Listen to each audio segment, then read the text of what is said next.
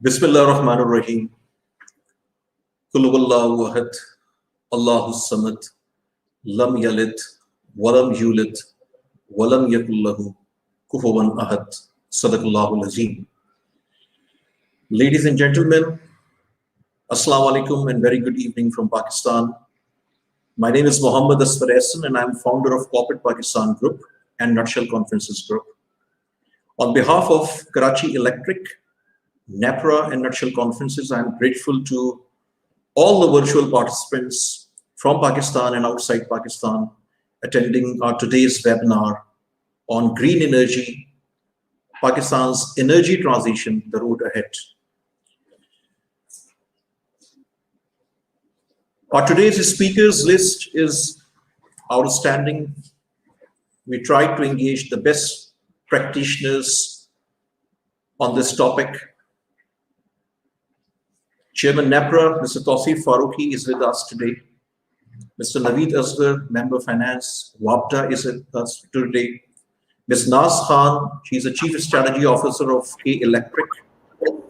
Mr. Masroor Mahmood, President, Pakistan Afghanistan for General Electric. Dr. Mia Farooq Haq, Director Infrastructure, Housing and SME Finance Department, State Bank of Pakistan. And Mr. Shahjahan Mirza, the CEO of Energy Development Board. So this is our today's speakers faculty, the faculty for practitioners. And without any further delay, I want to request Ms. Naz Khan, Chief Strategy Officer, K Electric, for her welcome address. Ms. Naz, please.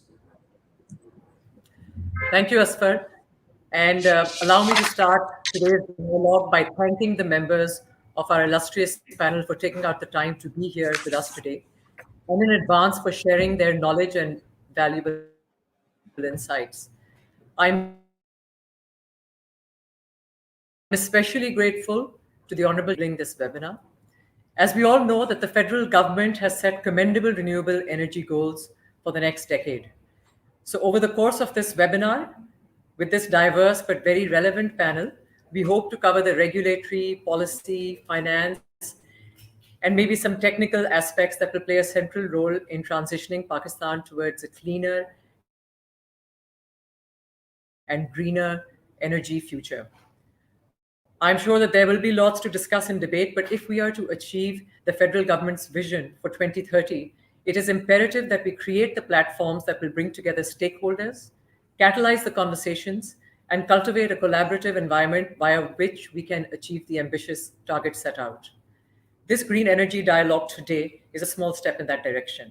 So without further ado, let me hand it over back to you, Asfar, to begin the green energy dialogue. Thank you.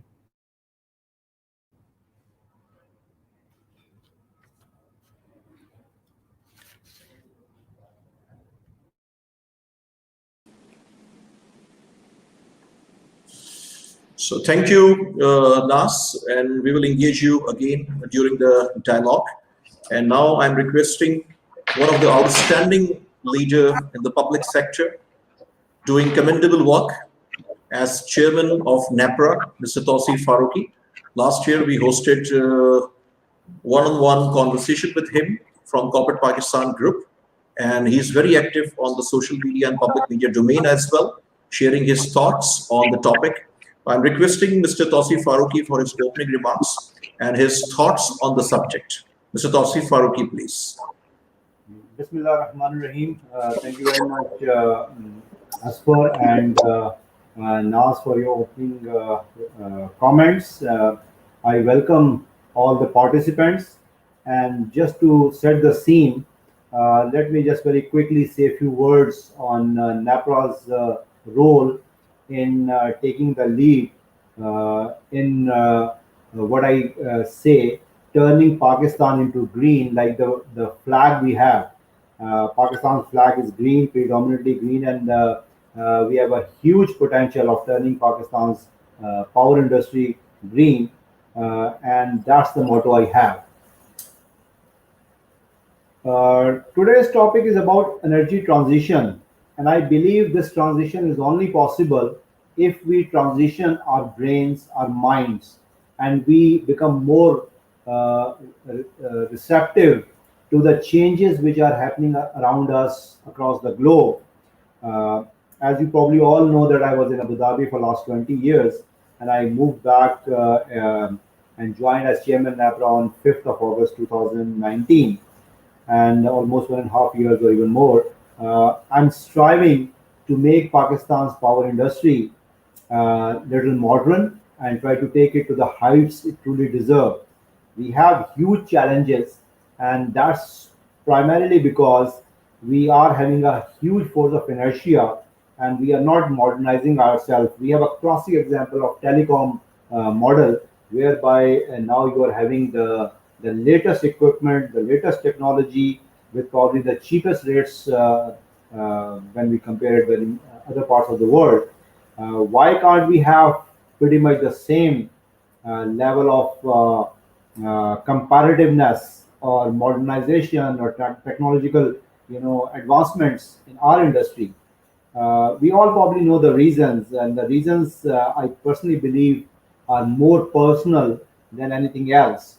And there are certain interest groups which have led to Pakistan, and we are standing at almost 2.4, 2.5 trillion rupees of circular debt. We are trying our level best to optimize things. As you all know, we have three major, or I divided into four major subsectors that we have. One is generation, then transmission, then distribution, and then innovation. So on when we are talking about energy transition, the transition has to take place in all these four areas. So on generation side, I feel lucky that Pakistan is one of the earliest entrant of IPP model, and because of that, we have now in Pakistan the most modern power plants and like the H class machines. I can see Masroor there; he must be extremely happy because he must be taking the credit. We have probably one of the highest efficiency plants in Pakistan, GE and now Siemens as well. And we have all tried to bring down the price of electricity, and you all know about our latest renegotiation effort. And I commend, I congratulate all of them involved in this process, and we could be able to bring down our prices to a level whereby we are going to have a 870 billion rupees of saving over the next few years. On transmission side, we have already NEPRA has already led this from the front, and we have already given two provincial or provinces grid and dispatch company licenses to SIN as well as KPK. And I know two more provinces, they are already preparing their petitions and they will come. And why did we did that? We wanted to bring some competition, and again our minds wanted this transition, that there are no sacred cows, there are no monopoly businesses anymore. This world is all about competition. So now we wanted to give NTDC competition head on. So that's why we created that. And now on distribution side, we have already given our advisory. You guys have seen our SOI or state of industry reports. We are all for privatization, or at least some kind of transition on the distribution side.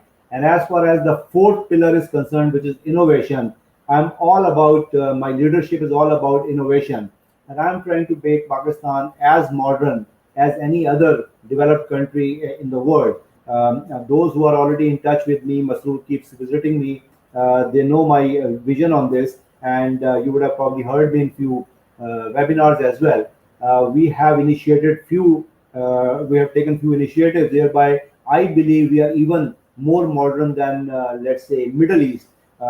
We have come up with excellent user-friendly regulations on wheeling. So you can theoretically buy and sell electricity from one corner of Pakistan to another. Then I have come up with probably Pakistan's biggest CSR initiative, and I call it the mantra that I've given it, or the motto is power with prosperity. And from north to south, all our licensees, which are 300 plus, we will make sure that they deliver on their promises. Either it was in Energy Policy 2005-15, or it is in their license, or it is in their tariff, or they have made pledges to the local governments of giving education or health or poverty alleviation or women empowerment, whatever. So we are very soon we are going to come up with our guidelines, being the regulator, to make sure that all those pledges are fulfilled and they report their investments on the CSR front to NEPRA on a regular basis. Similarly, I've taken a drive on HSE side. Very first time we are coming up with a holistically all over Pakistan. All our licensees will be reporting regularly to NEPRA about any HSE related incidences. And I call this initiative Power with Safety. So, and on top of it, you guys probably know that again, because of energy transition, we would like to bring competition on generation, transmission, distribution side. So we have already approved CTBCM, Competitive Trading Bilateral Contract Market, and the deadline for that is April 2022. And every month I co-chair a meeting. It's called MIMG Group for the monitoring of this CTBCM development. And our next such meeting is on 9th of this month. And the last being IGSEP. You know that we were supposed to have an IGSEP back in 2005. That is the way how you basically expand your market in a scientific way by keeping the demand and supply in a balance and coming up with the least cost generation as well as other power assets considering the demand in the country. Unfortunately, it never happened. But very first time I've pushed that, and we just received 2 days back the latest IGSAP, which we are going to review after in a public hearing, and then authority is going to make a decision. So all these points I gave you just to basically prove a point that your regulator is very upbeat about the energy transition, and it's our minds are extremely green. One more initiative that I've taken is on capacity building. So first we are going to do it for NEPRA, but then I'll try to roll it out to the other those involved in the power sector. We are getting into a sort of a bond with the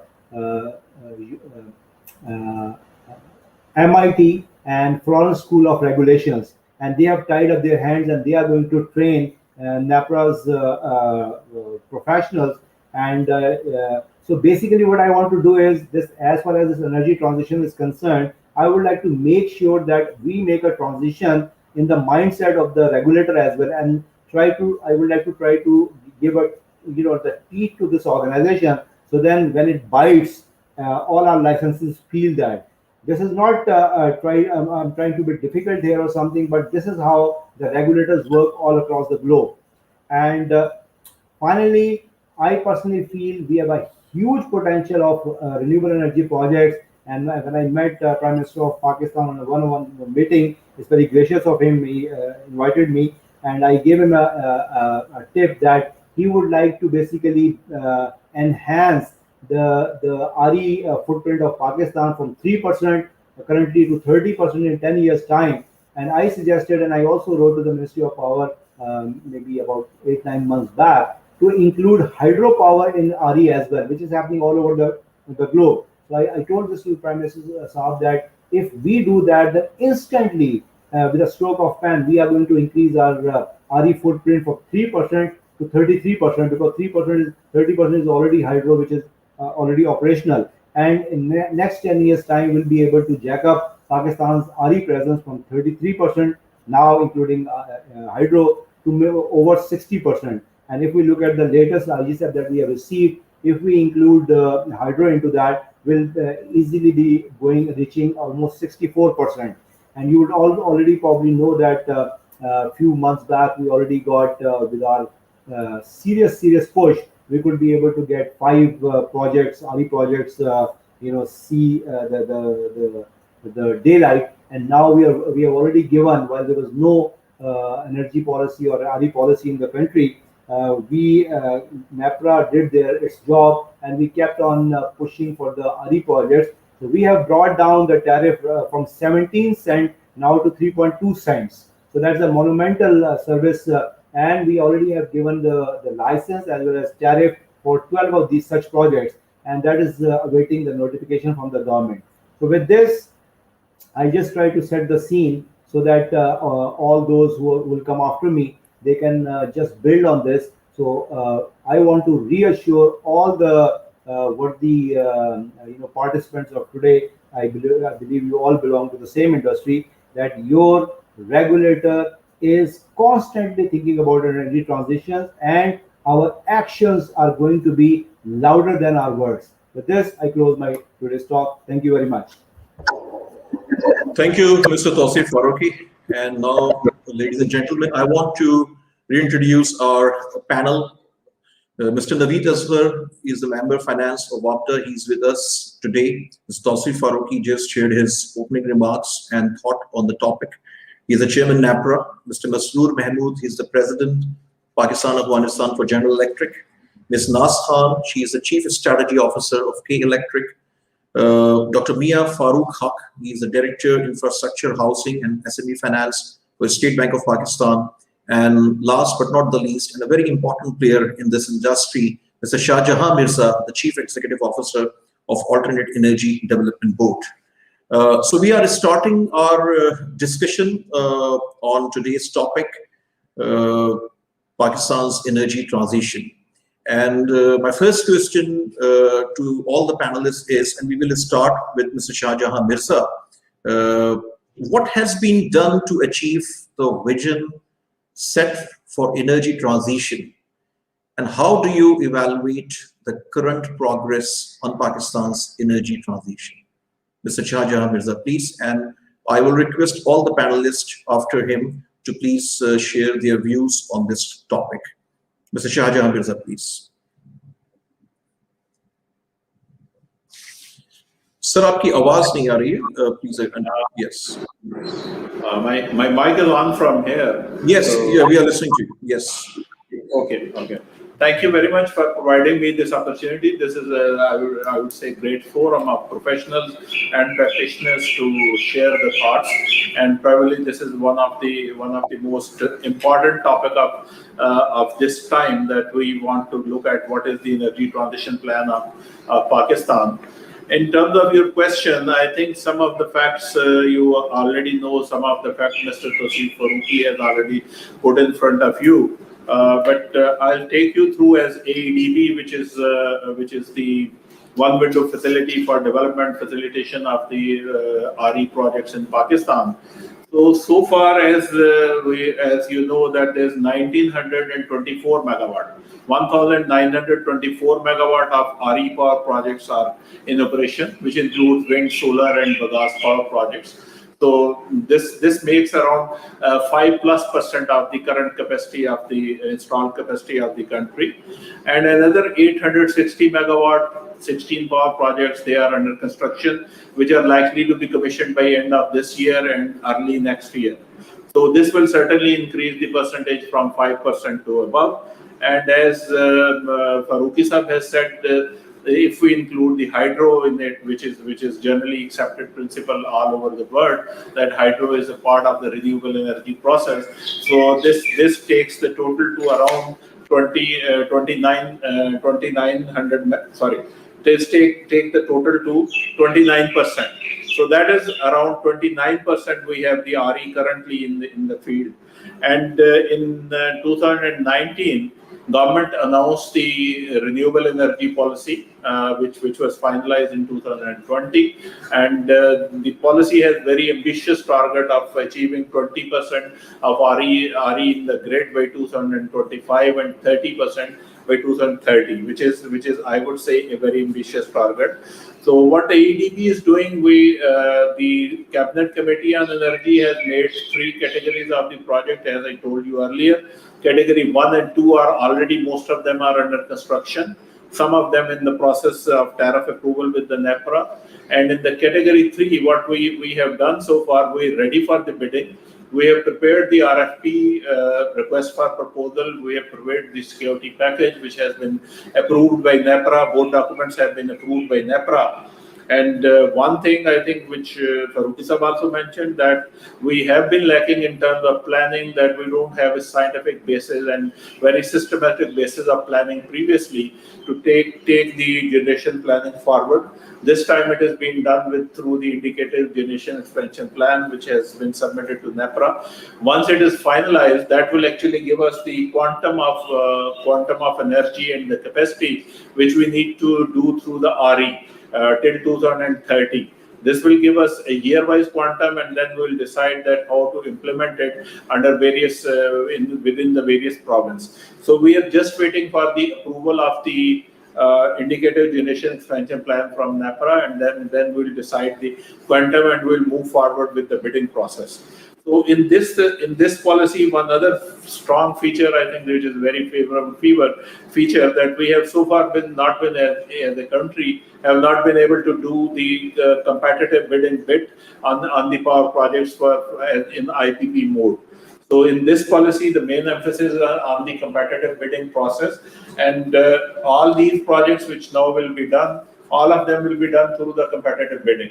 So we are ready for that in the AEDB, and we'll certainly take it forward as soon as we get the IGCEP number.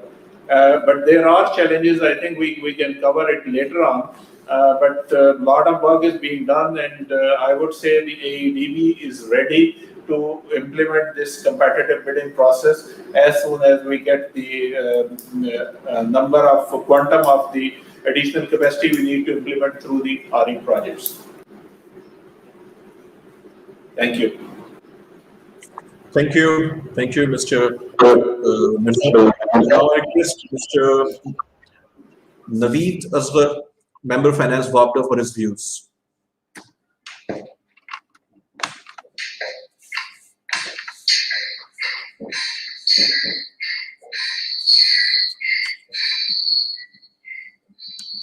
Mr. Naveed Asghar, please.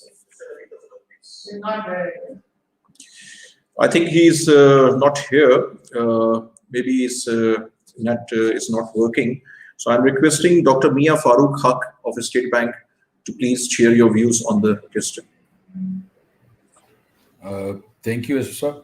I'll begin with thanking for providing this opportunity to share whatever State Bank is doing in this very important area. We all will agree to make the transition to a green economy. Specific enabling conditions are required that may make green sectors an attractive opportunity for investors and businesses. State Bank of Pakistan has been proactively promoting green banking by use of indigenous resources, especially renewable energy. To this end, State Bank of Pakistan issued SBP financing scheme for renewable energy in 2016 with the view to promote renewable energy projects in the country. It is pertinent to mention that this renewable energy scheme is also in line with the Sustainable Development Goal 7, which aims at ensuring access to affordable and sustainable energy. Based on positive feedback from relevant stakeholders, the scheme was revised in 2019. Let me give you a brief introduction about the key features of the scheme. Under the scheme, financing is available for power generation of up to 50 megawatts using alternative renewable energy sources, including solar, wind, hydro, etc.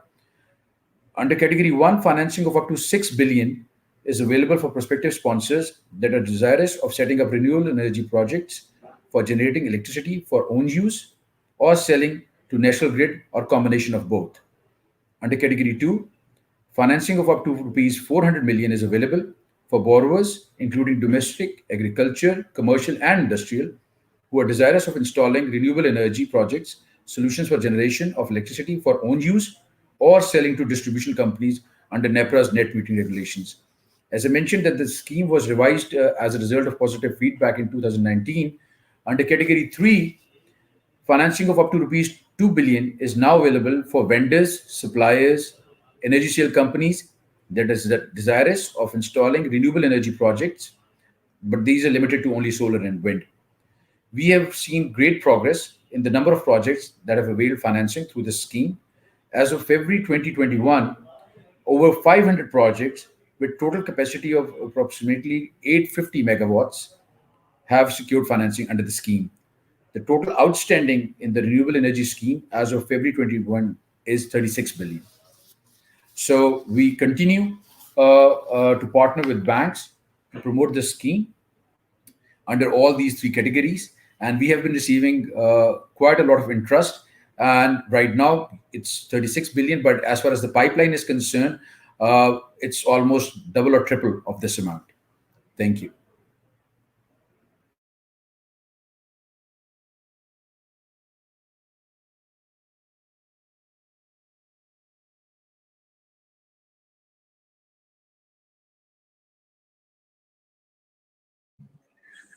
Thank you. And I'm requesting Mr. Masroor Mahmood for his views now. He's the president of GE Pakistan of ONES. Gee, thank you, and assalamu alaikum. Good morning, good afternoon, good evening, Asfar and everyone out there listening to us. It's absolute pleasure to be sitting in with such a distinguished panel and such a pertinent topic. And before I get to your questions, Asfar, I think just a couple of comments on renewables and the topic itself. Renewable itself is not new, and nor is our journey. As Tawseef mentioned, we have a history of renewable energy starting back in the 70s with the hydro projects. The key and the thing that's most pertinent over here is the pace at which we transition, a pace at which we move from where we are today to where we want to be.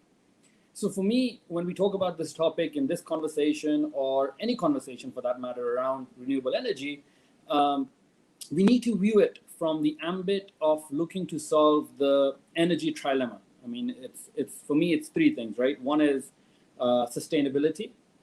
Anything that we're bringing in terms of energy, is it sustainable? Number two, is it reliable? And number three, is it affordable? And in case of Pakistan, it's 3+1. We also need to make sure it's accessible, given the number of people that are not necessarily on the grid and or elsewhere. So a lot of my conversation today is going to revolve around the energy trilemma and what are the tools that we're going to be using to fix it. Achha, putting this aside, coming to your question, Asfar, I think for the first part of your question, in 2 words, I think not enough. And I think with respect to your second part of the question, in 3 words, not fast enough. I'm not a pessimistic person by nature, I promise you that, and Tawseef and my friends on the panel can vouch for that. But by the way, I'm not even oblivious to the challenges that are being faced by the key stakeholders, not least the people that I'm with right now on this panel, but also by everyone out there that's actually working hard. But for me, this is an opportunity. Once we realize that we can do more, it's an opportunity for us to focus on the energy trilemma and use the tools to tackle it. Now, what are those tools? From my vantage point, there are 3 things we need to focus on. 1, advanced technologies, something that the developed world is working on. 2, digitization. Cannot stress enough on digitization, to be honest with you, and I'll talk a bit more about that. And 3rd, going hybrid. Hybrid does not necessarily mean in terms of power plants, but in terms of the mixture and the basket of goods that are being used to produce energy. Let's go back to the basics. You asked, is energy transition possible? Absolutely, it's possible. But if you look at, for instance, let's make it more personal, right? Look at the COVID pandemic right now. Now, this mask is something that was never part of our lives until very recently. And there's not been very many black swan events, frankly, as impactful as COVID pandemic that we've seen, at least in our lifetimes. Having said that, there's still a long way to go to overcome this challenge, but everyone has come together, from medical manufacturers of vaccines to governments to literally every individual in every household. This is an effort that has gone across all echelons of the society, across all departments, all government bureaucracy, all private sector bureaucracy. And this is the kind of effort that we need to apply in order to transition from where we are today to achieve our goals. It's hard, no doubt about it. I'm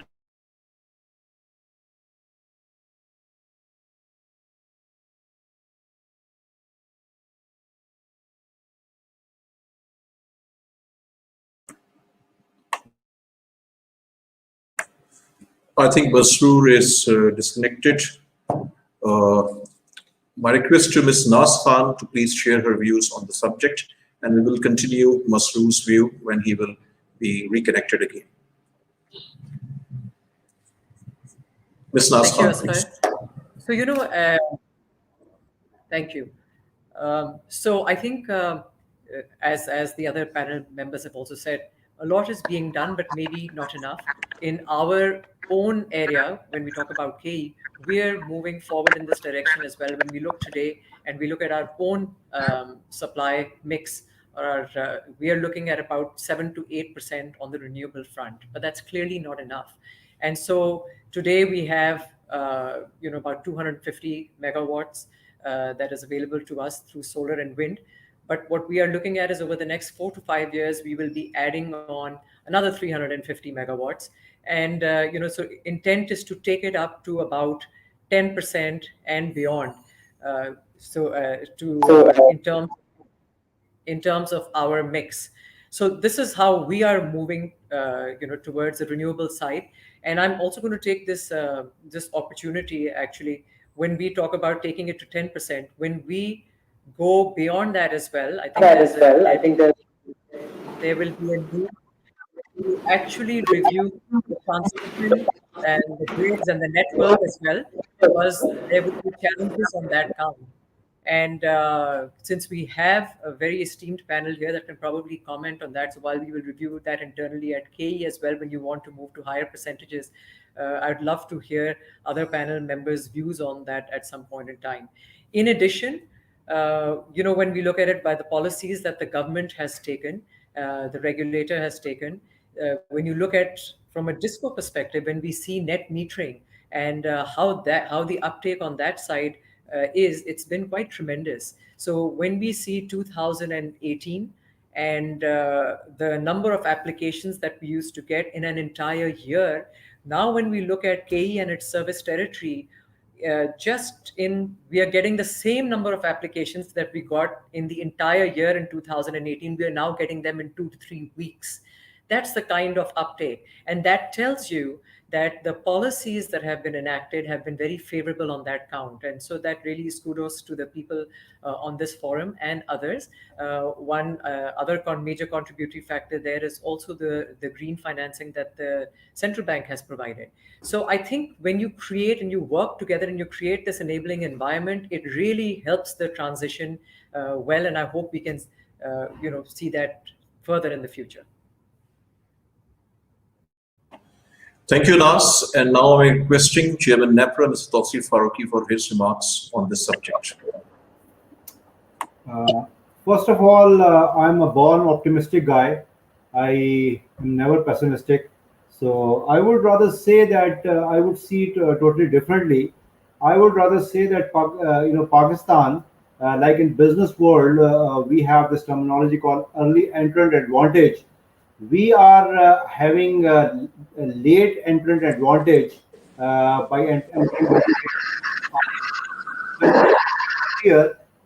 We had very expensive project at 17 cents per kilowatt hour. Now that we are entering this RE world, despite being late, but I would say we ourselves kept away from RE world, because we are the ones who actually entered into this field long time before. If we would have considered our hydro projects in RE, which God knows why did we take it out, we would have been probably the champions of RE right from the word go. But anyhow, even if we correct this mistake that we did in past now, and we start beefing up our RE presence now, we'll be absolutely fine, and we'll be doing it at an extremely cheaper rate.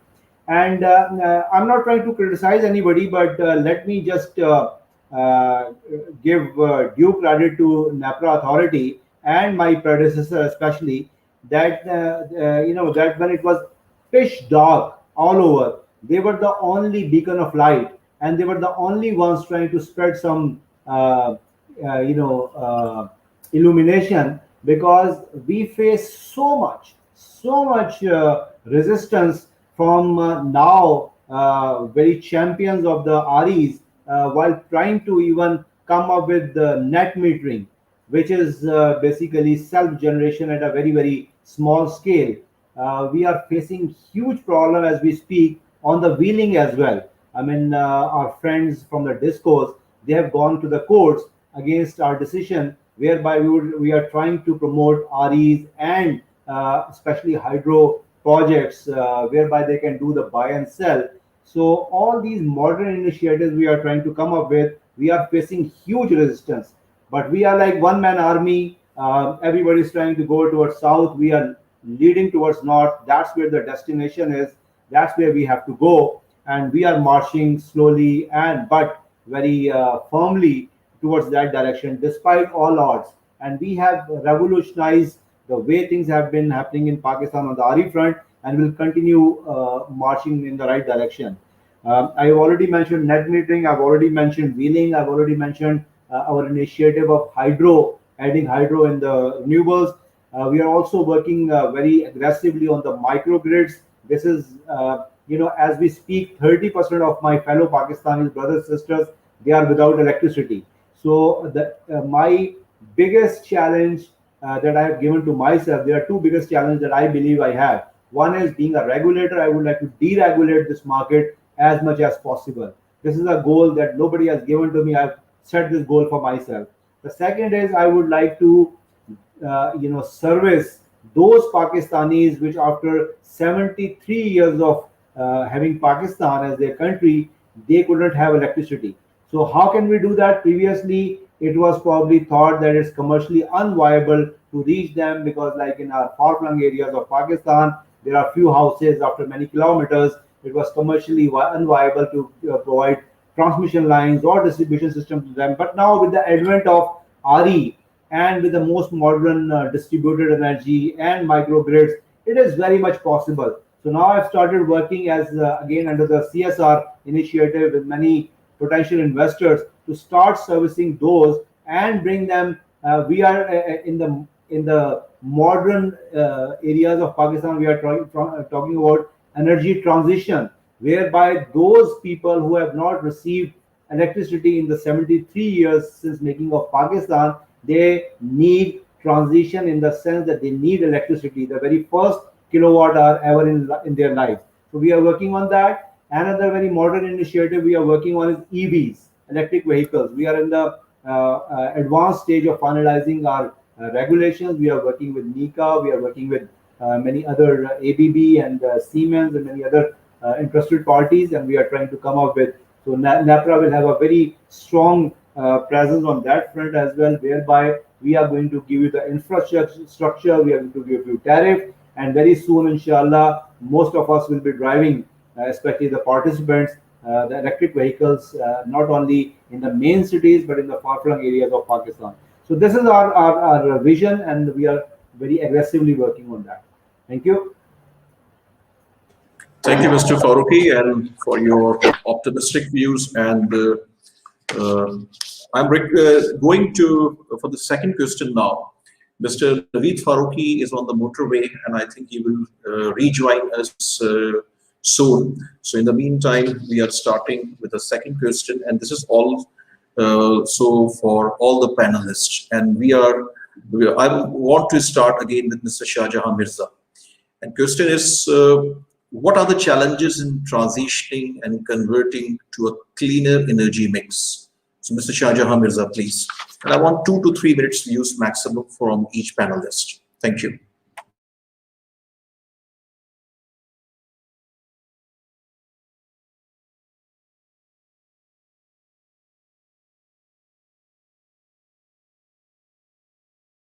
Can you hear me?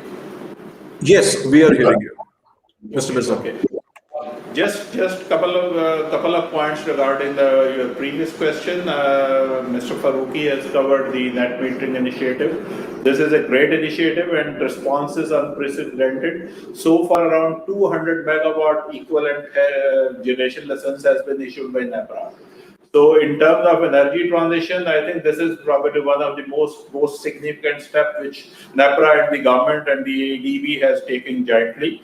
And we are working in terms of enabling environment to simplify the certification procedures. Actually, AEDB certify the installers to keep the quality under control and provide best services to the customers who want to set up these solar generation plant at their homes or their businesses.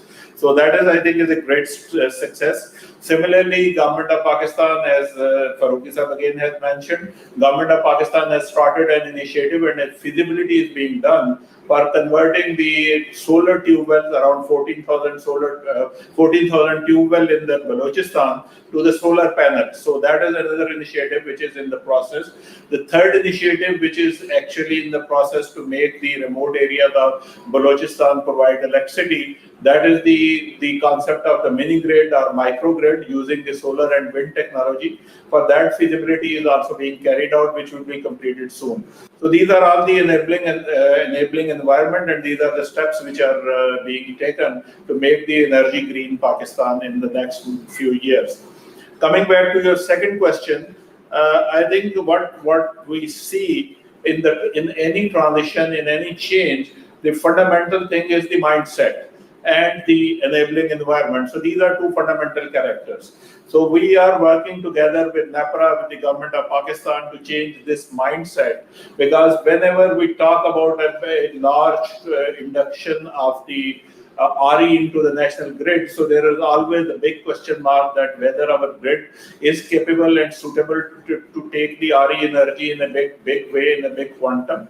So of course, it is not. But what we have to do and what we have started doing, there are various studies have been done to identify the weaknesses and the improvements required and the reinforcement required in the grid.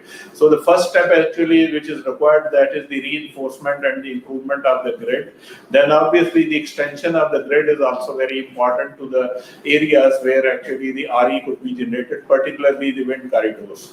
So on that working is also being done. Then one again where we are behind in the grid, that is the SCADA and the automatic generation control system. For SCADA, NTDC has already awarded a contract, but making it fully functional might take another 2 to 3 years. But that will really help in controlling the intermittency and volatility of the RE generation. So that will be a big step actually for accepting the more and more RE power generation in the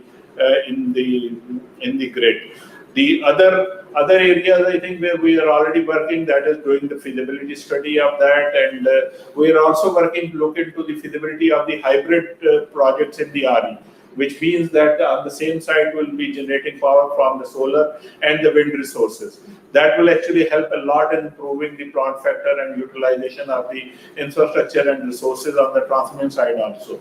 So these are the various initiatives which are being undertaken by the government, by AEDB and TDC jointly, and with these steps being taken in the right direction, I think we'll be able to achieve these targets which are being set for increasing the RE in the grid. And further, from my other head, which is the MDPPIB, we have over 6,000 megawatt of hydropower projects in the private sector, which are at various stages. Some of them are already under construction. Two big hydropower projects. One is 1100 megawatt, and another one is 700 megawatts. So they will be completed under the CPEC regime by mid to the end of next year. So all these steps are making actually a ground and enabling environment for induction of the RE into the grid. Thank you.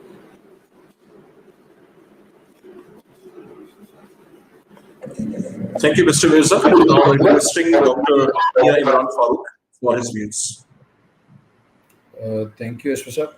I'll just pick up on the analogy Masood Saab mentioned, and that was about how things revolutionized and changed during COVID, and how our lifestyles were redefined. So given that RE, yes, perhaps it's an old area, but for Pakistan it's still new and we are still learning a lot about it. So what perhaps we need to do is, as a regulator, whether it's a central bank or NEPRA, as Farooqi Saab mentioned as well, that they are going in that direction as well, that we have to keep our regulations dynamic and live. We have to constantly update according to the market expectations, because this is something that we are learning as we go along as well. From the central bank's perspective, I can share with you that We introduced the scheme in 2016. We changed it in 2019. We introduced something new very recently in 2020. But as we speak right now, we are in the process of reviewing our guidelines again uh, in light of the feedback that we are receiving from the market participants. So the learning curve is steep in this area. We have to keep ourselves abreast with the changes that the market comes along with, and accordingly, we have to redefine our regulations as well. So this is one of the challenge, but we have to live up to that, and we have to work accordingly. So yeah, that's it from my side. Thank you. Thank you. And I want to know the views of Mr. Tausif Farooqi, the chairman NEPRA, on this subject. And later I will go to Naz and Masroor. Mr. Farooqi, please. Yeah, as per, I have to really apologize because I have to leave at 4:55. So I will not probably be here until the end of. Yes, I received your message, but I want to appreciate your presence here and your views. So till 4:55, we will love to hear you more. Mr. Farooqi, please. Yeah, basically, a short answer and a long answer. I will try to finish even the long answer within 2 minutes. The short answer is mental blockade. You said what is stopping us from this energy transition?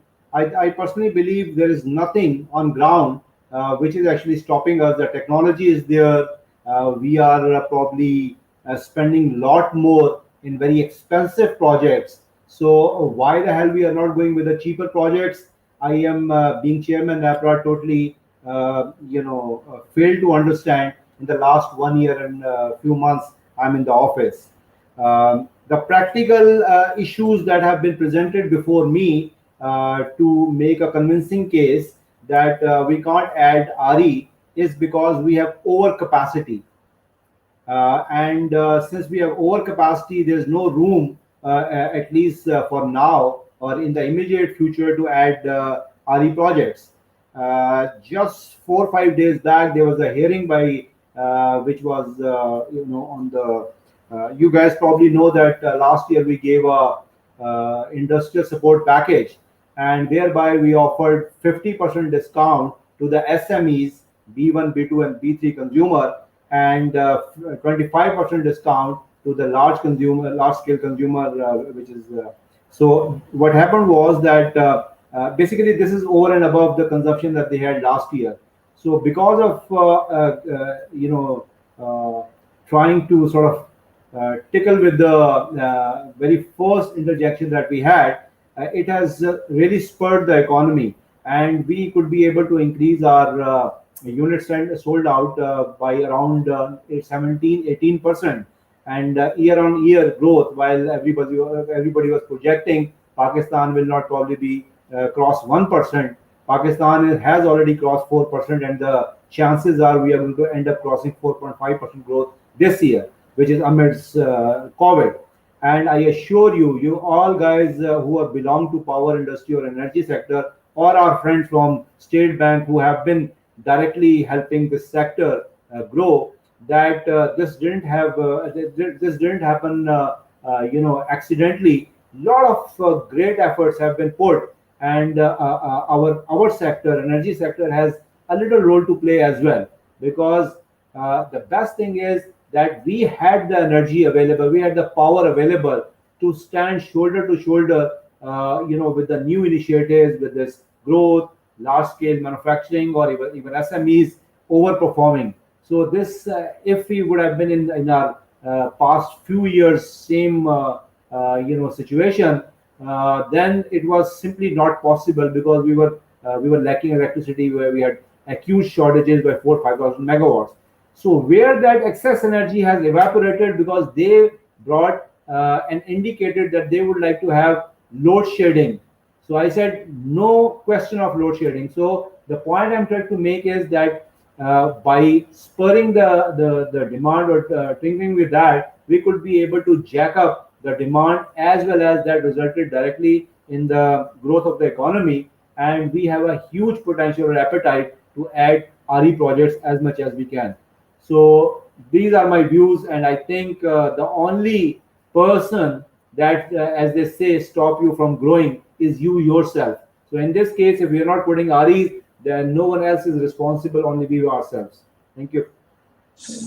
Thank you, Mr. Tausif, and I want to request you to please stay 5 minutes more, and then we will allow you to leave because the KE CEO, Mr. Murus Alvi, is coming and he's announcing something, and he requested that your presence is important. In the meantime, I want to request Mr. Masroor for his views, the brief views, 2 minutes views, and I also want to know the short-term implications as well, Masroor, and from Naz as well. Sure, real quick. Thank you, Asfar, once again. This is a topic very close to my heart.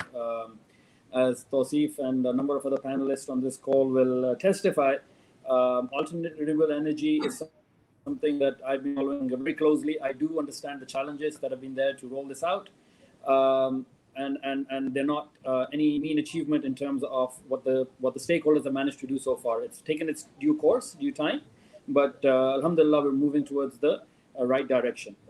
In terms of the challenges, I think one of the ones that I was going to highlight was something that Tausif brought up right now, was the supply demand, generation surplus conversation, which I think he hit out of the park.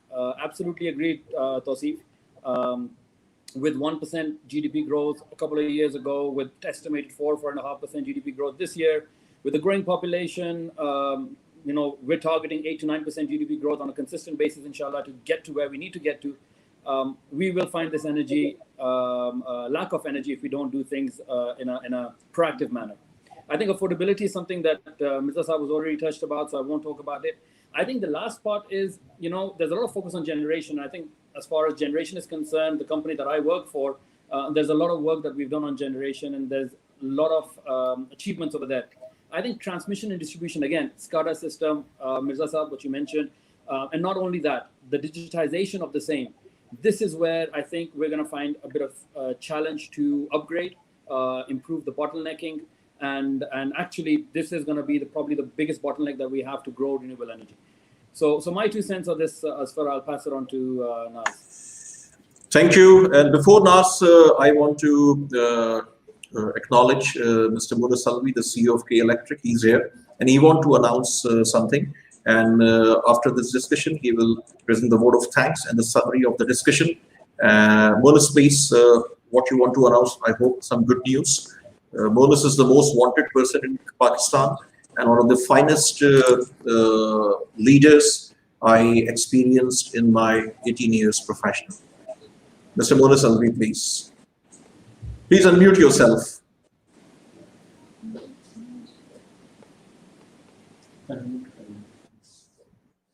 Murus, please unmute yourself, and your video is not here.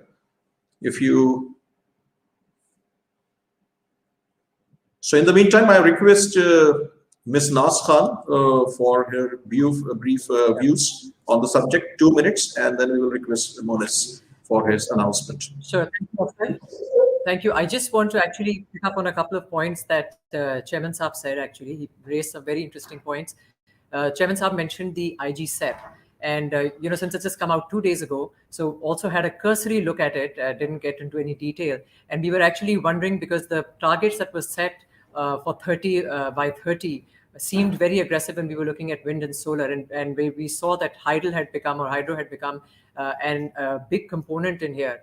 And so I guess that mystery has been solved, and I'm glad to see that that's been added in here. So thank you for that, Chairman Saab. I think that really helps Pakistan move the bar up on that count. So that is excellent. I think the other thing that I just want to mention very quickly, in terms of the challenges, I've mentioned transmission. I think both Masroor and Shahjahan Saab have mentioned that as well. The one other thing I would mention is to ensure that when we are doing this planning, if we could just have all stakeholders on one page so that there is a coordinated view on our supply, demand, our energy mix, etc. Because when you're looking at it from an investor perspective and as a utility and you have to invest, you want that longer term, 10-year, 15-year view. And that's the one challenge that we typically come up against. That's the only thing I'll say here. I know Murus is online, so I'll step back. Bismillahirrahmanirrahim.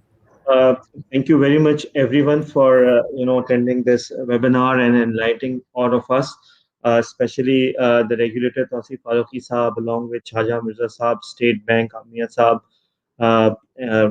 and others, and Naz for encapsulating the entire KE view. I think I'm sure that Tausif Saab will bring the rates of renewable energy down. I have no doubt about it, and inshallah will help all of us. And as explained by Naz, we are fully committed to bring the large size renewable power to K Electric and to this part of Pakistan so that the customers can benefit of it. Uh, with this, I would also like to announce from K Electric a 5 million rupee fund for Akhuwat Foundation so that they can use this money to extend credit to people who want to have this renewable power in areas where there is grid connectivity is a problem. And this will help them multiply this effect. I know they have a very healthy recovery ratio, and this amount will multiply. It is also going to help us in the SGD region where we'll provide power to the people who are not able to have access to power because of grid and other connectivity issues. So this is our contribution, and I would really like to thank NEPRA, Tausif Saab, and especially Madam Huma. We have seen uh, this side of the regulator where they are trying their best to do this under the CSR ambit, and we would like to be there. I would like to request us K Electrics comms teams also, and PPIB, NEPRA to help us to request other corporates also to finance it so that it can go into a big scale, and it really will help the electricity deprived people also, and overall improvement in the in this climate change which we are witnessing. With this, I would thank you very much, everyone. I would like to see you all of you again in energy here. Thank you very much. Thank you, Monis, and thanks for your support to Akhuwat, one of the finest non-profit organizations in Pakistan, and this is commendable from everyone. I want to thanks to Mr. Tausif Farooqi, and I want to request him if he want to say something as his closing remarks before his departure, because after his departure we will continue our dialogue with the other panelists, learned panelists here, but because of some unavoidable meeting, he is leaving after his closing remarks. Mr. Farooqi, please. Yeah, thank you very much. I'm extremely happy because 2 weeks back we had this first seminar with webinar with Akhuwat in collaboration with the licensees, and I think Angro was the first one to announce that they are going to chip in or make their contribution, and but they didn't announce any amount. But today I'm extremely happy that Monis has already taken a giant leap, and he has already announced an amount, and it's very gracious of Dr. Amjad Saqib that they have named that fund as Power with Prosperity. That is the mantra that we started using while promoting our CSR drive. So I'll be extremely happy, and when I'll be taking my last breath in this world, that I try to make a very positive contribution. And I'm extremely happy that KE has partnered with us on this. So Monis, you don't worry. I'm just starting. I'm just warming up, and with the partners like you, I'm quite sure we are going to have a mammoth, huge fund, and we are going to direct all the resources to especially those who are without electricity, and that will be a sadqa jariya for us, and that will help us, are those needy brothers and sisters, those for them energy transition is still a buzzword for them. Even energy is a dream. So we'll all work together, and once again thank you very much, and all the participants. With this, I beg your leave and see you next time, inshallah. Thank you very much. Before you leave, before Tausif Saab, before you leave, let me again tell, because we have the central bank here, we have the PPIB, that NEPRA actually has suggested, and we are working on a smart grid solution on, in our area, or on a large scale basis. Transmission is a problem, and hopefully inshallah very soon we will also announce some kind of an off buy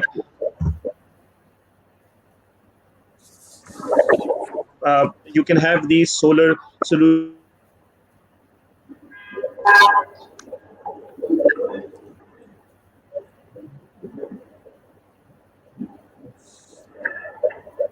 I think Boris disconnected again. So all you said very good slogan of Huwat, power with prosperity. And I want to thank again Chairman NEPRA, Mr. Tawfiq Farooqi, who's a very dear friend.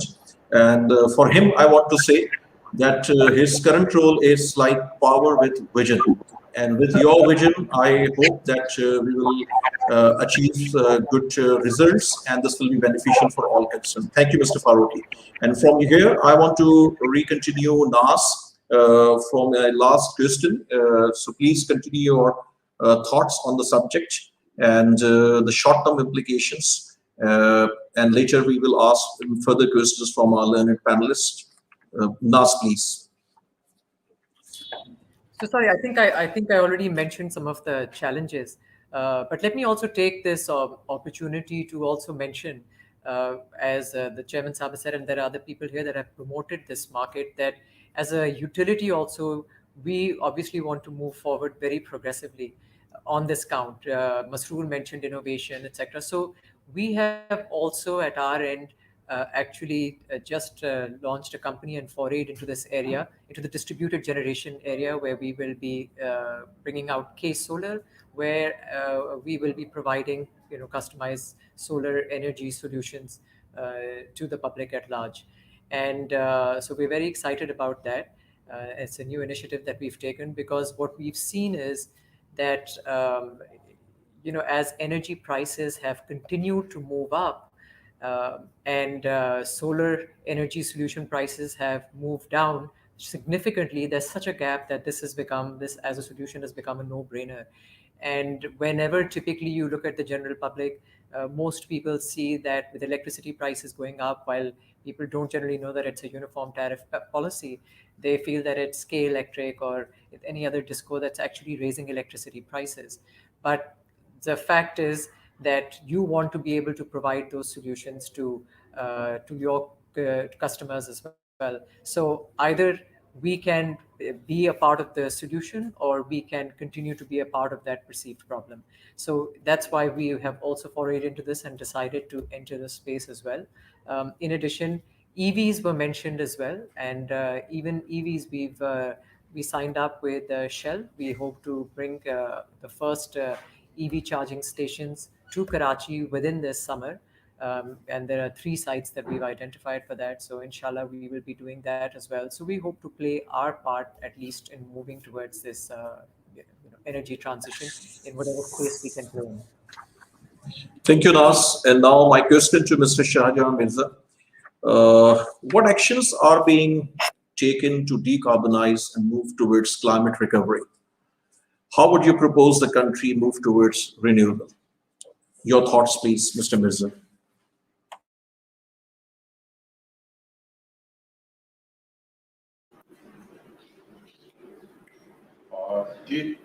Thank you very much. I think Pakistan has one of the lowest carbon emission. That is a fact. But again, we have to basically provide access to the electricity under the Sustainable Development Goal SDG number 7. So we need to work on that. And as we have already discussed, the initiative being taken to reduce the emissions is that more and more renewable energy is being injected. That is through net metering or on-grid, off-grid. The 2019 policy, which has a distinct feature, is that they are basically considering and encouraging the off-grid RE installations also. So that incentive is also there in the AEDB. We are working on the net metering. So that is, as I said earlier, that has brought in almost 200 megawatt of the solar electric generation on the rooftops. So that is another big initiative which will help. Similarly, as I said, WAPDA is also doing some of the hydropower projects. PPIB is doing some hydropower projects as IPPs. So all these initiatives will certainly help in terms of improving the decarbonization in Pakistan and the countries. The electric vehicle has also been mentioned. I think that's also a big initiative, because the major part of emission is coming from the vehicles burning.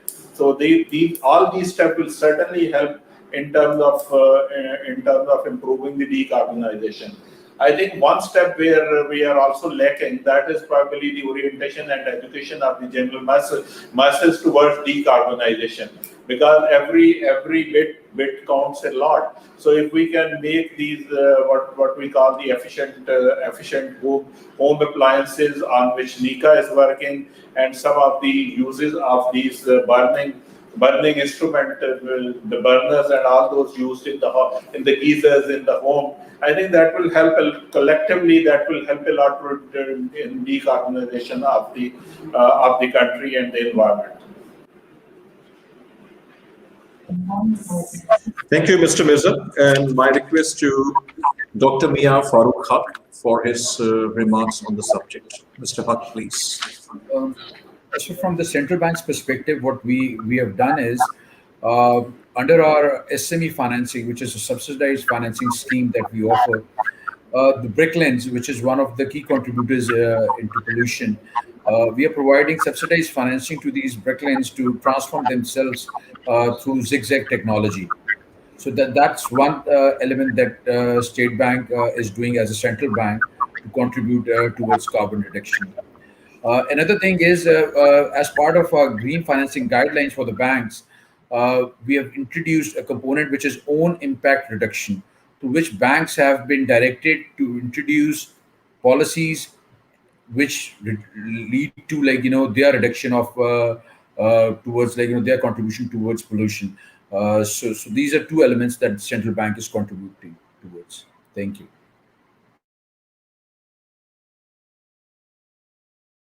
Thank you, Dr. Haq. And now I request Mr. Masroor Mahmood of General Electric for his views on the subject. Mr. Mahmood, please. Thank you, Asfar. I think in terms of what's happening right now, there's been enough said, right? We talked about alternate renewable energy.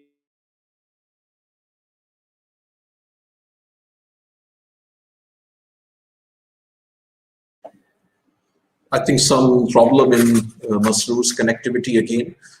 So digital platform is a blessing, and sometimes disguise as well. So he's here again, and I want to share with the panelists and our participants that this live webcast is actually right now live on Facebook pages of K Electric and National Conferences Group, and also YouTube channel of K Electric. And few thousand individuals are watching live from Pakistan as well as from around 15 plus countries all over the world. So this is the power of digital. And with this note, I want to request again Masroor to continue his remarks. Thank you. Thank you, Asfar, and my apologies to the thousands of people watching. Honestly, my internet connection normally is not that bad, but just had to be today. Anyways, I won't talk much about the things that we already talked about. The alternate renewable energy policy that's being rolled out, the EV policy, everything that's happening under the current governance structure in order to decarbonize our society. But I think in terms of going forward, we need to broaden our horizon. The way I'd like to put it is we need to talk about the tools, which I mentioned earlier, the ones that are going to be there to tackle the energy trilemma. And the tools are threefold, right? One is digitization, the other one is advanced technologies, and the third one is hybrid mix. On digitization, let's, for an example, grid, right? The largest industrial system built by mankind. Our focus needs to be more proactive than reactive. Ultimate goal needs to be to build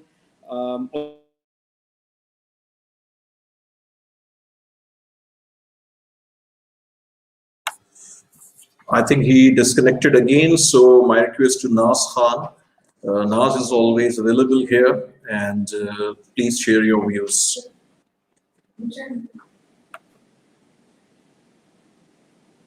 Thank you, sir. I think it might be helpful for Masroor if maybe the video is switched off, then we can maybe listen to him.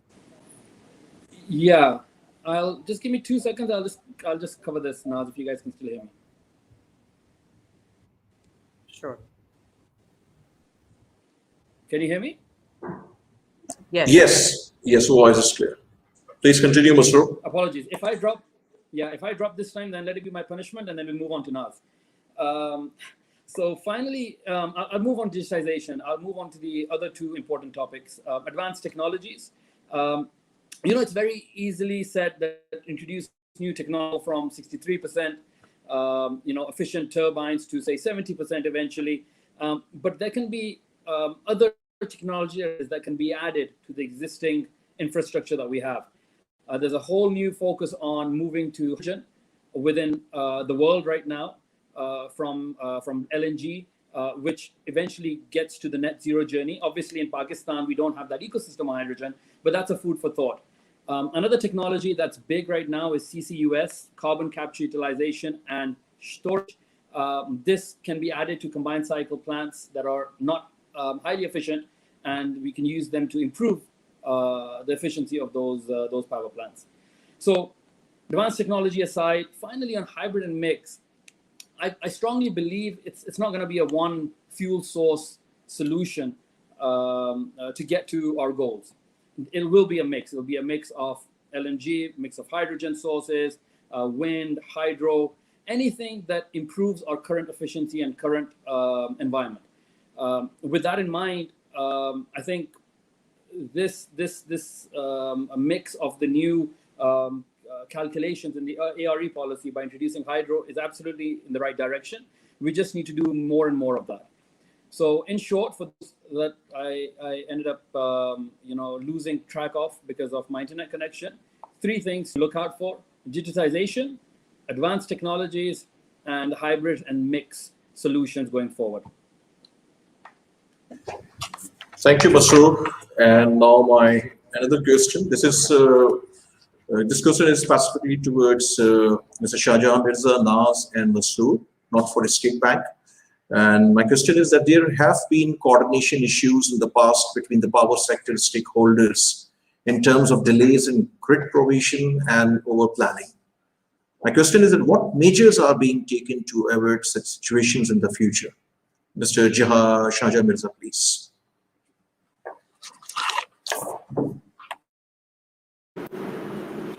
Thank you.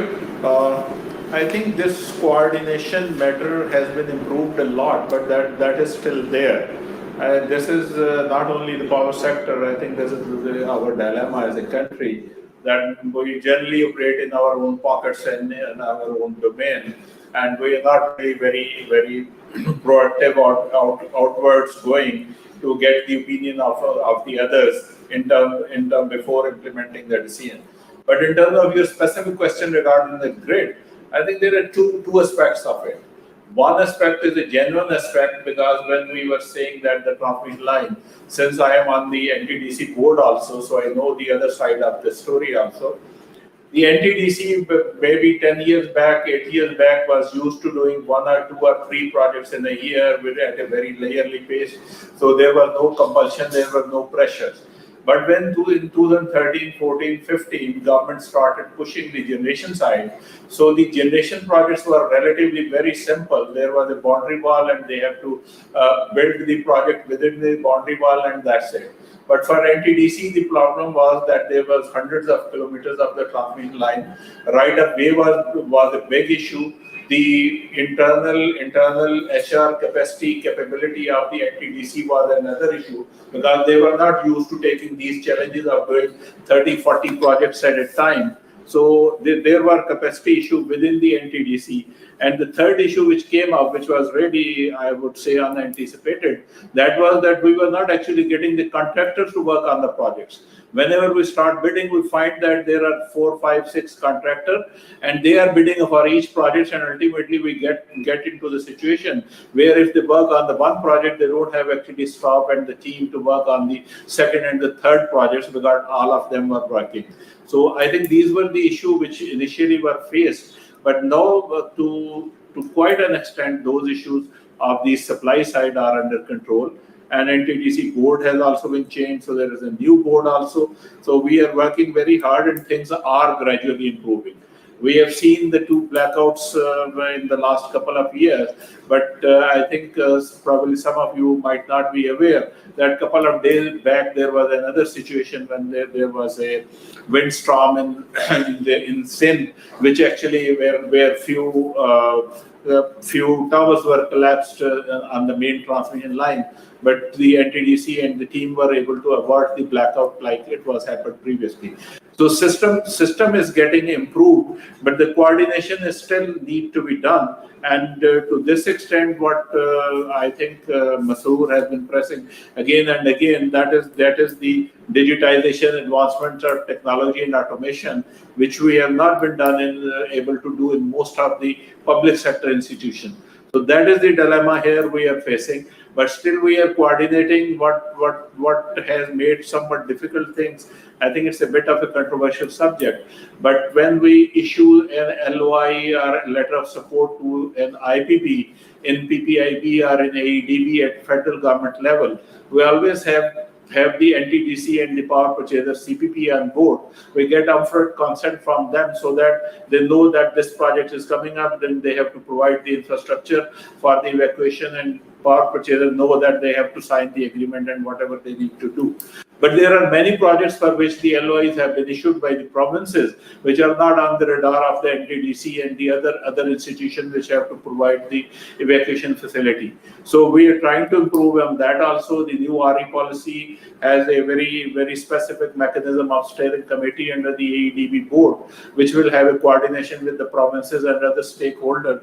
So things are gradually improving, and we are working towards that this cooperation and coordination issue does not come up in a major way. Thank you.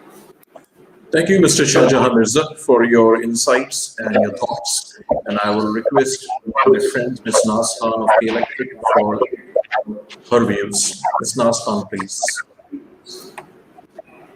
So I think that Shahriar Saab and maybe better from the State Bank to comment on this. So I'll pass this on to the State Bank actually, because when it comes, this is more government related more than anything else.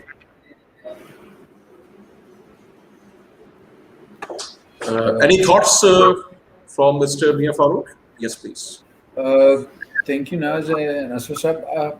I think as far as the coordination is concerned, the government is changed today, frankly speaking.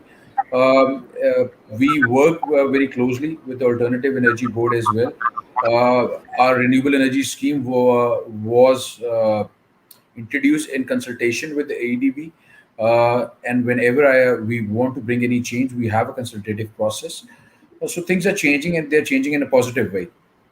So I think we should all be optimistic about it. Very good. Thanks, Mr. Haq. And Masoor, any thoughts on the subject, or I will move to its next question? No, I actually concur with Naz. This is more on the regulatory and policy side. Just one observation I made. IGCEP is the brainchild between of the growth of our power generation, and the fact that it was initially tabled about a year or so ago, and since then it's been doing a number of iterations. I feel gone are the days where everything was taken and face value. Now there's more in-depth involvement of the relevant stakeholders, Mirza Saab, Tausif, and being an observer, I feel there's more comfort for us by observing such developments in the long term. So yeah, just an observation more than anything else. Thank you. And let me add to that, Masoor. I think I agree with you. Also, I think the approach taken this time, where actually they've said, you know what, show us the inputs. It's not about the outputs as much. Let's all agree on what the inputs are. Let's agree on the assumptions. And once we are all on the same page as far as the assumptions are concerned and the inputs, and then let's see what the output is. So I think you're right. I think that so it's definitely, we're seeing that's all good steps in the right direction. Let me also just take this, Aswar, if you allow this opportunity to actually throw something back at Masoor. Masoor, you mentioned digitization and technologies, etc. When you're looking at renewable, would you have something to add on battery? Because you know how battery technology, because we've seen on the solar panel side, and that's really where your energy solutions have come down, the cost has come down significantly. But the battery side is something which is still costly. And actually, when something happens there, that can be also very transformative, because then you're talking about 24-hour off-grid potentially. So any comment on that? No, absolutely not. I mean, that's going to be the game changer. I feel personally, and that's one of the hottest topics of discussion internally as well.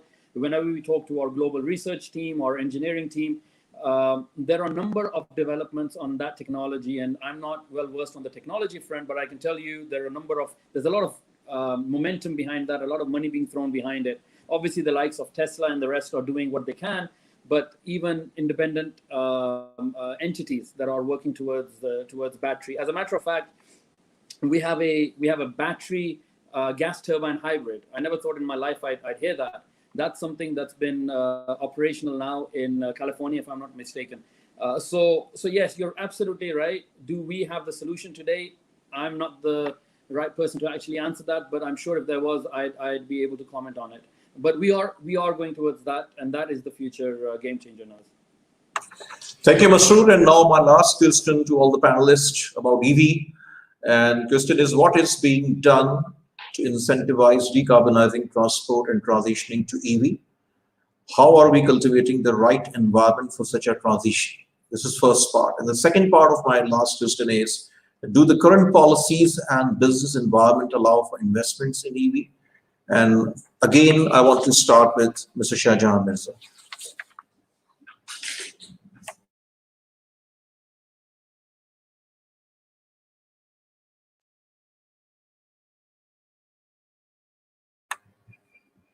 Sir, your voice is, we are not hearing you, sir.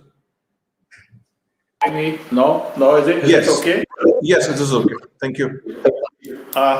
Thank you for posing this question, though I don't think I am the best person to answer this question, because EV is not under the umbrella of AEDB.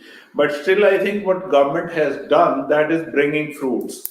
What we have seen, that there's a lot of initiative for import of EV. There's an initiative, I was reading in the paper a few days back, there's an initiative of manufacturing and assembling the EV in Pakistan. There are a lot of electric EV charging stations are being set up. So if this initiative can pick up, and this could be actually placed with the right incentive, I think it is going to certainly work, and it is going to help in reducing the carbon emissions in the country. But I don't think I'm actually competent to say with the authenticity that what is the EV policy the government has given, that is the right policy. But I'm sure it is correct with all the policies, but that gradually they are being improved with the consultation, with the implementation experience. So that will go with this policy also. That is my short comment on this question. Thank you. So my second term is Dr. Mia Farooq Haq, but third part of my question is specifically for State Bank, in addition to my two parts of the question. Would SBP, State Bank of Pakistan, be introducing a scheme to provide financial support to potential EV purchasers at reduced interest rates? This is the third part of my last question, Mr. Haq. Please. So let me just answer it in two parts as well, the way the questions have been posed. Again, as Mr. Shahjahan mentioned, this question does not directly pertains to us, but because finance has become an integral part of anything and everything today, so that's how we become relevant. I mentioned earlier in my comments that we have introduced green banking guidelines in 2017. So under the green banking guidelines, we have got two other components. I mentioned the own impact reduction through which banks can contribute towards less towards pollution. The other two components are environment risk management. So this is about building criteria in their credit risk management of banks to finance projects that are environmental friendly. And just today, actually, my colleagues just rolled out as a consultative process, because anything that we do it through a consultative process, about guidelines for environment risk management. Another part of these guidelines is facilitating the green businesses. So we encourage banks to go ahead and facilitate businesses that contribute towards RE or other green areas. So now coming to the second part of your question, which is about the refinance scheme.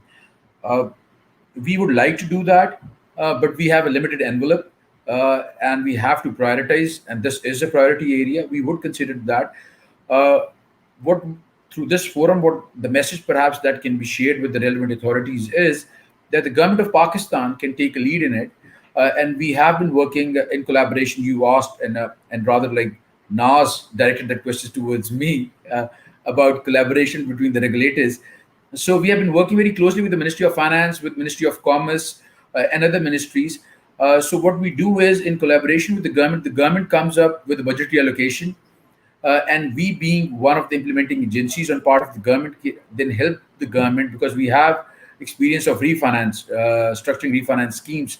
So if government tomorrow allocates budgetary a certain amount through the budgetary allocation, we would definitely help the government in structuring a scheme. And this is an area which is very close to us. It's very close to the governor state bank as well. So we would definitely be interested in doing something like this. Thank you. Thank you, Mr. Haq. And now my request to Nas Khan for the reviews. Ms. Nas Khan, please. I have to comment. Farooq Saab, I didn't mean to throw that at you, but I have to appreciate and I think we all should appreciate that the banking sector, the financial sector, is the largest allocator of capital to the economy. And whenever we come out with policies, it is a really effective way to actually get your policies to work. And that's exactly what we are seeing happen right now with the state bank and the direction that it's taking on this count. So that has to be appreciated. That's the only reason you're throwing it back at you, because you're thank you so much. I appreciate it. Thank you. The coordination is happening, and it's good to see that. I think, Asfar, back to your question, I think 46% of our carbon emissions are coming from burning fossil fuels, and half of that is coming from the transport sector. So clearly, when you talk about decarbonization, the transport sector becomes an extremely important part as well. And I know from our perspective, at least, we want to put ourselves in right behind the federal government's vision on a cleaner and cleaner Pakistan. We want to do that initiative internally as well. We want to be a progressive utility, and we want to serve our customers better. And that's exactly why we, even in this area, partnered with Shell, and we're happy to partner with other people as well in this area to actually bring out the first EV charging stations in Karachi. So hopefully they'll be out there, and then that's the space we want to play in. We are very committed. Thank you, Nas. And now I want to request all the panelists of today's webinar for their 1 minute, 60 seconds closing remarks.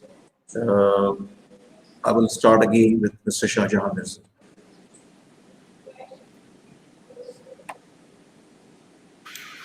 Thank you very much. First of all, I would like to say this is a very useful and very timely initiative from the organizer to arrange this webinar on the greener energy and the way forward. So I think that's a very good initiative. I must appreciate KE and Mona Salvi for announcing this contribution towards the Akhuvat Foundation, which is one of the best organizations in the countries who have not only been providing support, but I always appreciate that they don't make donation to the people in a way. They don't want people to just rely on the donation. Rather, they provide loans, and they want people to work and create their own livelihood. So that is a very, very good initiative. Out of this webinar, I think I have learned a lot, and probably there is a lot of food of thought on thinking that how we can take this green energy initiative to take forward. And I think the fundamental thing which have come up, which I mentioned, which Mr. Farooqi mentioned, and everybody mentioned, that is basically the mindset and the enabling environment. So if we can all work together and coordinate that, how we can improve the enabling environment, I think that will be the best outcome from this webinar. Although what we see, the State Bank of Pakistan, the new RE policy, the EV policy, there are many steps towards the right direction and improve this enabling environment. And together we can certainly take it forward towards further improvements. Thank you. Thank you. Dr. Mia Imran, Farooq Haq. Thank you, Sir. I'll just keep it brief. I think for me, this was a good learning experience. What's really enlightening and amazing to see is that the optimism. You see this as the best example of private sector and regulators coming together, the government and private sector working together, joining hands for a good cause. I'm very optimistic. I think renewable energy is going to prosper in Pakistan, and I think we will see, like, the sector growing. So I'm optimistic, looking at the participation of all stakeholders at this forum. So inshallah, going forward, I think we will have a greener Pakistan. Thank you. Thank you, Dr. Haq. And now, Nas Khan, please. Thank you, Asfar.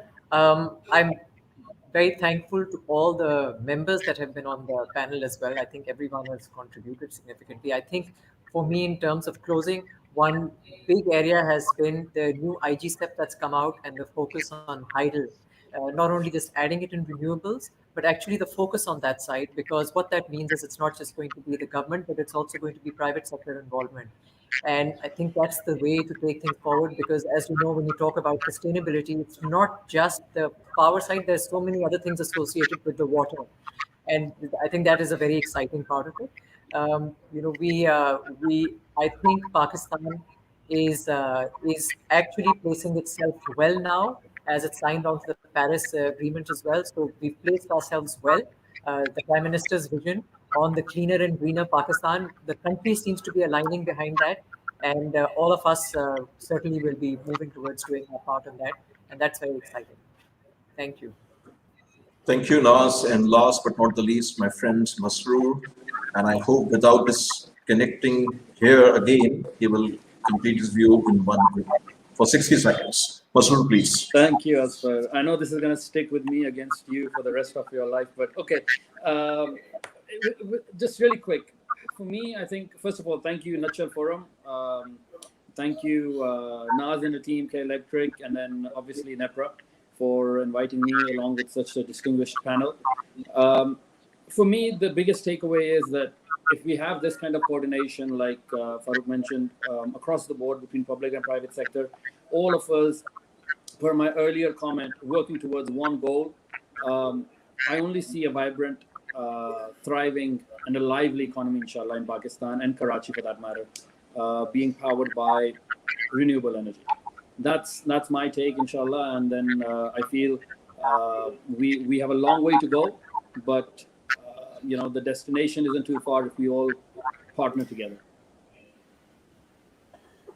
Thank you, everyone. And I want to thanks again all the panelists, Mr. Tawseef Farooqi, the Chairman NEPRA, Dr. Mia Farooq Haq, the Director Infrastructure, Housing and SME Finance for State Bank of Pakistan, my friend Nas Khan, Chief Strategy Officer, K Electric, respectable Shahjahan Mirza Saab, the CEO of Alternate Energy Development Board, my friend Masood Ahmed Mahmood, Chief Executive Officer, General Electric Pakistan and Afghanistan.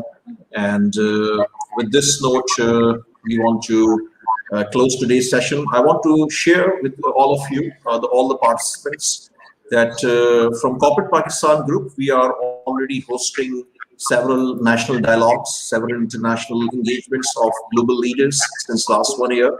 And thanks to digital, that our outreach is now huge. And in few of the conferences and also the sessions, we engage Pakistani diaspora from all over the world, as well as international audience as well.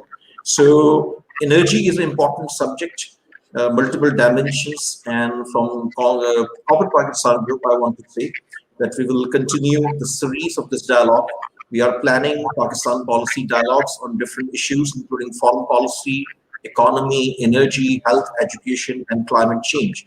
So this will be a half-day session on energy as well. But with K Electric, we are also planning, and NEPRA, that we are planning to host few more dialogues on subject of our mutual interests, which are important for sharing the learnings and the ground reality with the masses, in addition to our professionals.